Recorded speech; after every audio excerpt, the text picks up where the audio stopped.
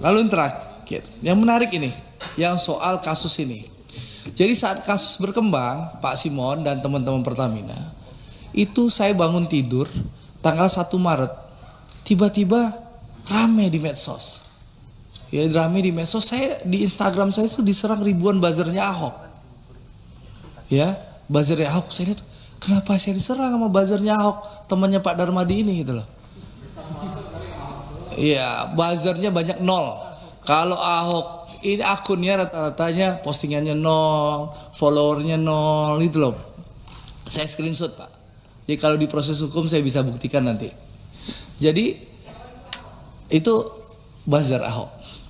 Nah itu menarik nih, ntar dulu. Menarik, saya kaget kan. Tanggal 1 kenapa? Oh saya lihat ternyata di TikTok rame. Pernyataan saya tanggal 15 Februari yang minta Presiden Jokowi untuk mengganti Ahok. 15 Februari 2020. Ya, saya sebagai anggota DPR Komisi 6 minta Pak Ahok diganti. Karena membuat kegaduhan di Pertamina.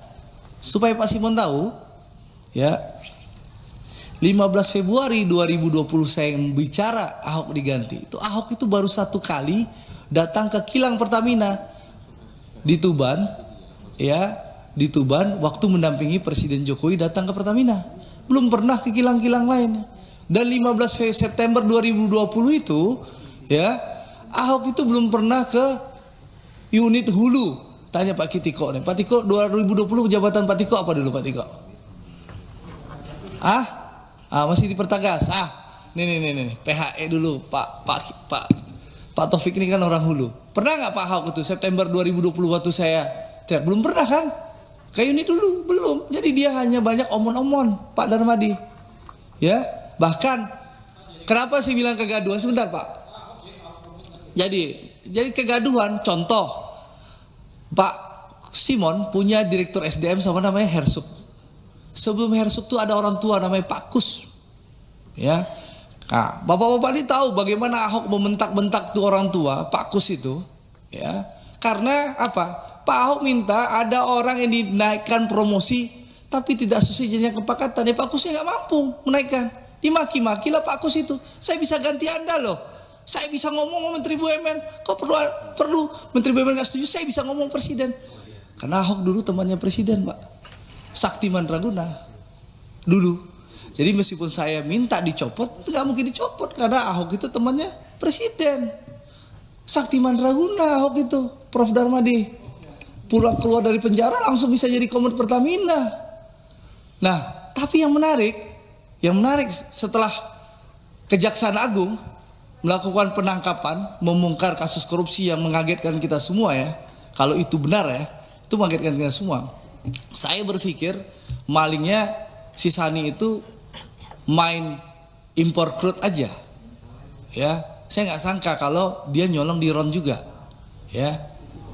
Itu kalau itu terjadi, ya, itu Ahok ngapain aja Pak Darmadi, ya.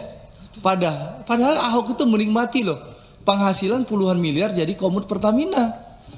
Jadi dia marah-marah ke Pak Alfian, maki-maki Pak Alfian di ruang rapat.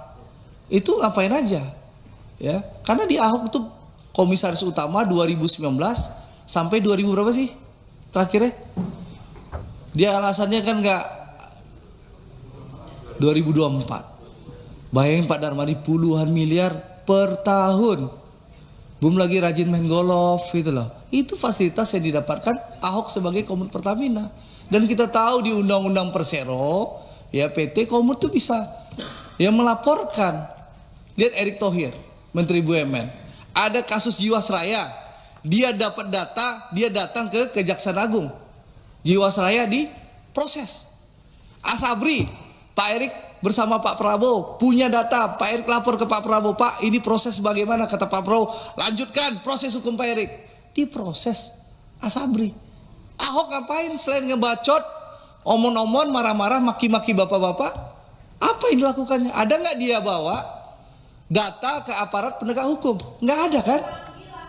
Ngapain dipanggil?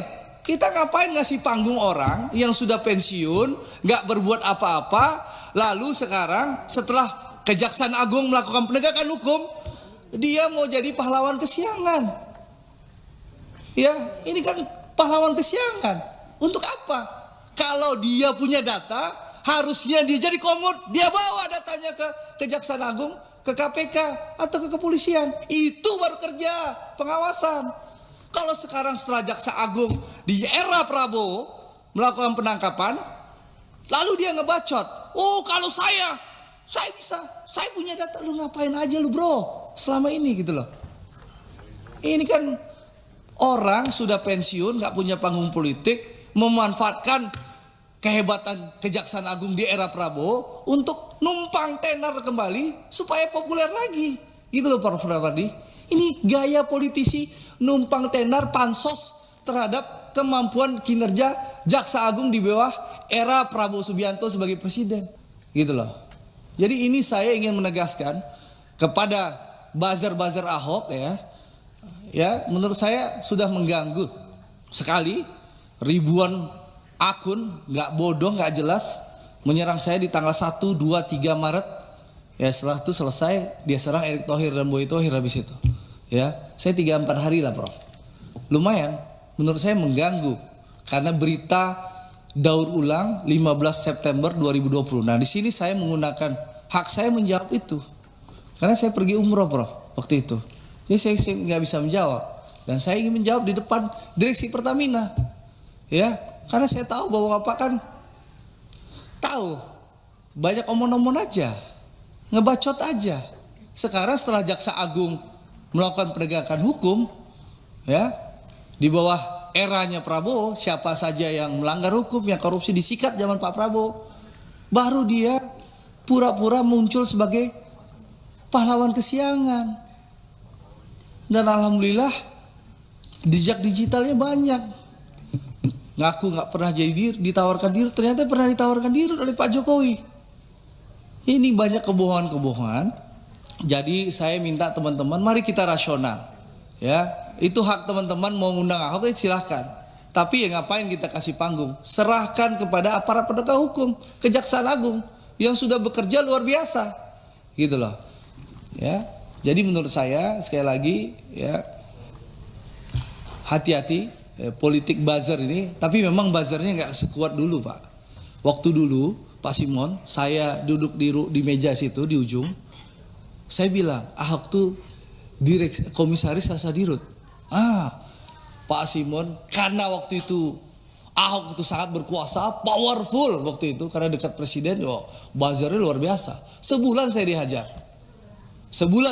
Tapi kalau sekarang karena udah jauh dari kekuasaan 3 hari doang dia mungkin mampu bikin buzzernya. Itu Pak Mufti. Dulu waktu saya duduk di sebelah Pak Mufti itu, gara-gara komut Rasa Dirut, 1 bulan, 3 bulan saya dihajar sama Ahok. Ya, itu hebatnya medsosnya pasukan Ahok tuh Pak Deka. Kalau sekarang karena mungkin sudah nggak berkuasa, hanya 3 hari Pak Simon. Jadi saya ingin menyampaikan sekali lagi, selamat bertugas. Saya tunggu roadmapnya Pak Simon. Buktikan bahwa Pak Simon bukan pilihan yang salah dari Presiden Prabowo. Download Tribun X sekarang, menghadirkan lokal menjadi Indonesia.